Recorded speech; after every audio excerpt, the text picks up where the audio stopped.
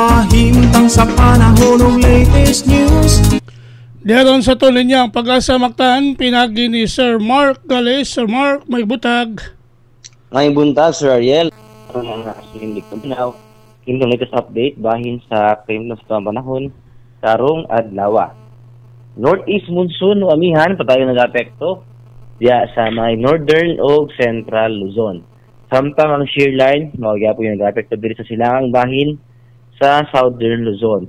Karong adlaw diri sa Kabisayaan makasinati kani panagsang panganuron nga na sa matag-umon na kalangitan nga naay mga higayon gihapon sa mga lumalabay o makatapat-ak na mapag-uwan, pagpanugdog kilat, gumikan na lamang aning mga localized thunderstorms. And para sa kahimtang sa hangin ug sa katagatan diri sa Kabisayaan na apagyaw tayo masinati nga hinay nga na sa kasarangan na bugros sa hangin nga gikan sa silangan nga na sa amihan ng silangan diin ato ang katagatan dunay hinay ito na sa kasarangan ng mga pagbalod. Gawas na lamang matunan tani mga thunderstorms diya sa katagatan. Diin posible jud ang balorod na kahimtang tungod sa unos mugna aning mga thunderstorms.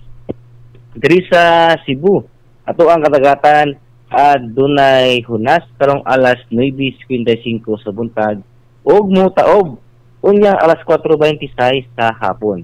Temperatura karong adlaw naa sa 25 ngadto na sa 31 digrii sentigrado.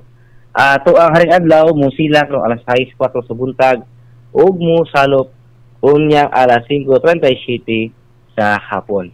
Philippine Standard Time -12 minutos na lang para alas 6 ug mao na to ang latest weather update gikan diri sa buhatan sa DOST Pag-asa Mactan.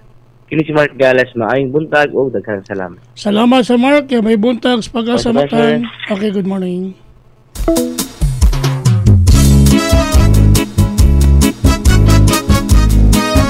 Inyo gadabati ang atong weather update kung dagan sa kahimtang sa panahon. Nining adlaw nga Martes, Pizza City, bulan sa Enero, tuig 2025.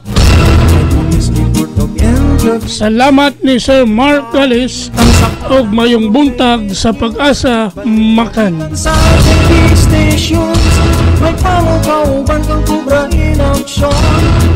Panahon ka o paminaon, sayo sa kabuntagon.